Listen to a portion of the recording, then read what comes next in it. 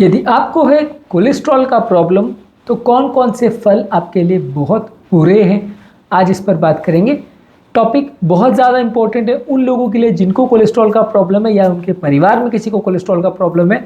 आज हम बात करेंगे कौन कौन से फल आपको अवॉइड करने चाहिए हर हालत में और क्यों।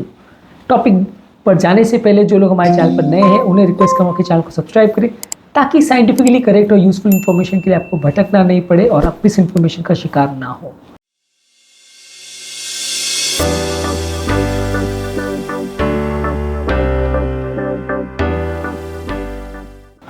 सबसे पहला और सबसे इम्पॉर्टेंट चीज़ है ड्राइड फ्रूट्स, खासकर किशमिश, एप्रिकॉट्स और फिग्स यानी अंजीर।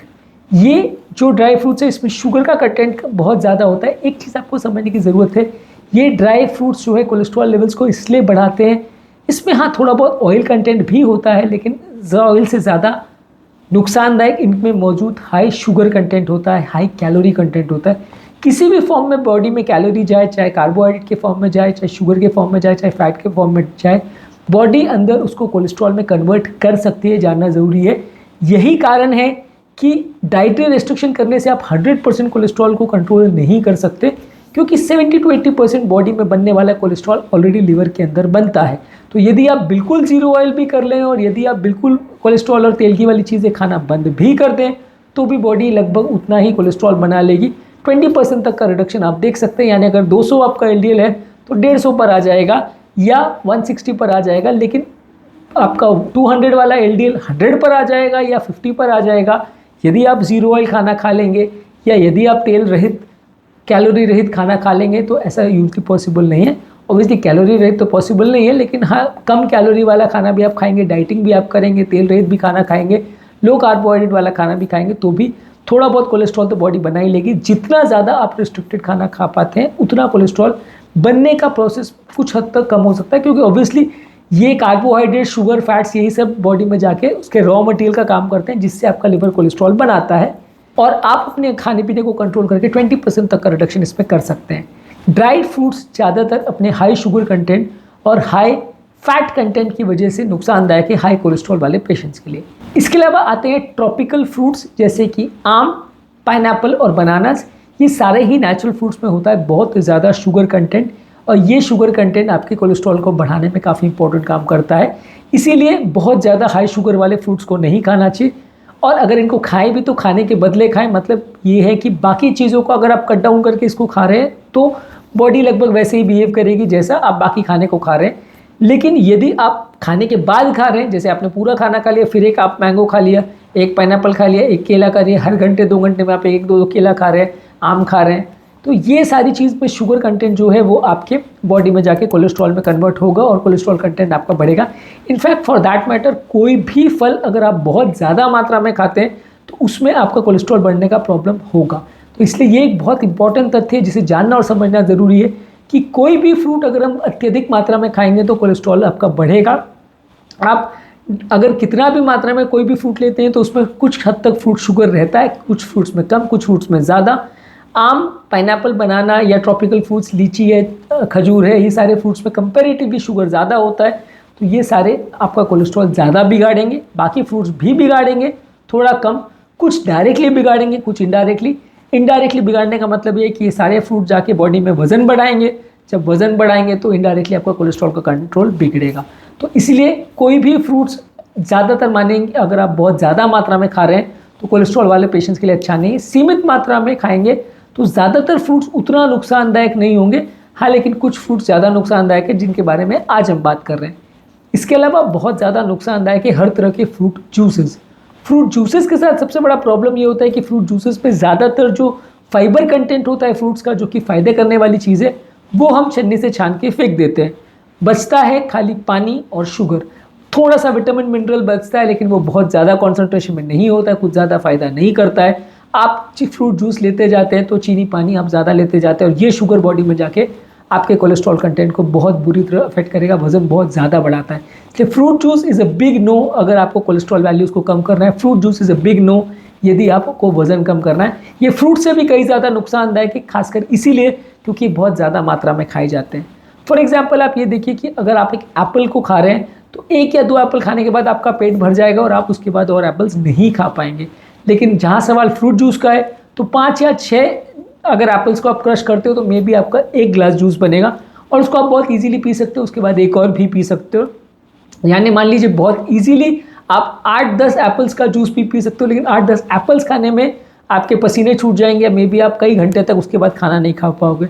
तो फ्रूट जूस कई ज़्यादा नुकसानदायक इसलिए क्योंकि जो फ़ायदे वाला कंटेंट था यानी कि फाइबर वो आपने फेंक दिया, शुगर कंटेंट आपने सारा ले लिया, वो भी 8-10 एप्पल्स का एक साथ में ले लिया, तो पेट भी नहीं भरा, बाद में आपने खाना भी खा लिया और आपका शुगर कंटेंट पूरा का पूरा पेट में चला गया, बॉडी में जाके कोलेस्ट्रॉल बिगाड़ेगा। तो इसीलिए कोई भी तरह के फ्रूट जूसेस आपके लिए नुकसानदायक है, जितना पॉसिबल इनको मिनिमम लीजिए। और वो फ्रूट जूस जिसमें ऊपर से आप चीनी डाल रहे हैं वो बिल्कुल डिट्रीमेंटल है, बिल्कुल बंद करना ज़रूरी है। इनफैक्ट फैटी फूड्स को खाने के कंपैरिजन में भी ये बहुत ज़्यादा नुकसानदायक है। अगर आप डायरेक्टली ऑयली फूड्स खा रहे हैं उससे भी ज़्यादा ये कोलेस्ट्रॉल का वैल्यूज़ को बिगाड़ने में का काम करते हैं। इसलिए fruit juices is a big no यदि आपको कोलेस्ट्रॉल कम करना है तो। अगला, कोई भी कैंड फ्रूट्स जो सिरप में प्रिजर्व किए जाते हैं, जो काफ़ी फॉरेन कंट्रीज़ में या उन एरियाज़ में ज़्यादा कॉमनली कंज्यूम किए जाते हैं जहाँ नेचुरल फ्रूट्स नहीं होते, ये कैंड फ्रूट्स को प्रिजर्व करने के लिए बहुत ज़्यादा ऊपर से शुगर डाला जाता है जो कि कोलेस्ट्रॉल वैल्यूज़ के लिए अच्छा नहीं है। ये सारी चीज़ों को आपको अवॉइड करना चाहिए यदि आपको कोलेस्ट्रॉल को कम करना है तो। इसके अलावा कुछ इंपॉर्टेंट फ्रूट्स और भी हैं जैसे कि अंगूर।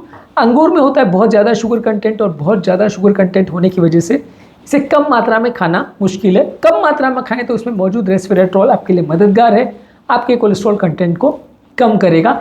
लेकिन ज़्यादा मात्रा में खाएंगे तो आपके कोलेस्ट्रॉल कंटेंट बिगाड़ेगा। सेम चीज़ जो हमने बाकी फ्रूट्स में डिस्कस की, कम मात्रा में फ़ायदेमंद, ज़्यादा मात्रा में नुकसानदायक। चेरीज़ अगला फ्रूट है जो कि सीमित मात्रा में खाएं तो एंटीऑक्सीडेंट्स होते हैं, कोलेस्ट्रॉल को कम करेगा, लेकिन नेचुरल शुगर्स ज़्यादा है। पाइनएप्पल का भी हमने ऑलरेडी डिस्कस किया, इसमें भी नेचुरल शुगर ज़्यादा है, ग्लाइसेमिक इंडेक्स ज़्यादा है बाकी फ्रूट्स के कंपैरिजन में, यानी एप्पल, अमरूद, नाशपाती के कंपैरिजन में इसका ग्लाइसेमिक इंडेक्स ज़्यादा है, कोलेस्ट्रॉल वैल्यूज़ ज़्यादा बढ़ाएगा। इसी तरह से आम का भी वही स्टोरी है, पोमोग्रेनेट यानी अनार का भी वही स्टोरी है। ये सारे ही फ्रूट्स में नेचुरल शुगर ज़्यादा है।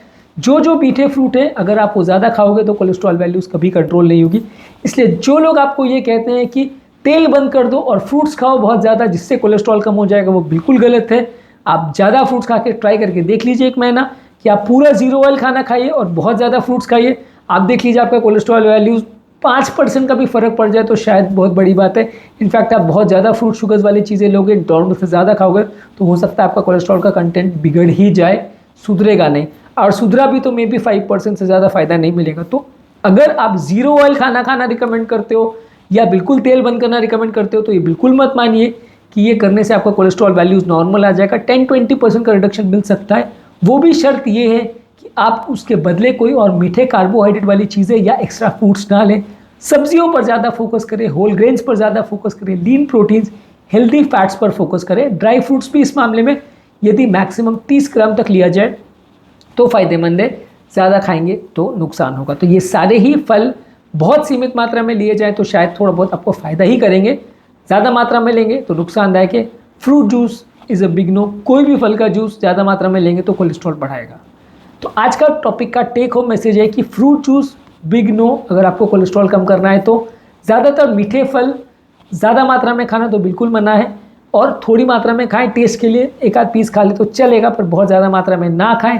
ड्राई फ्रूट्स 30 ग्राम से ज़्यादा यानी 10-12 दानों से ज़्यादा मत खाइए।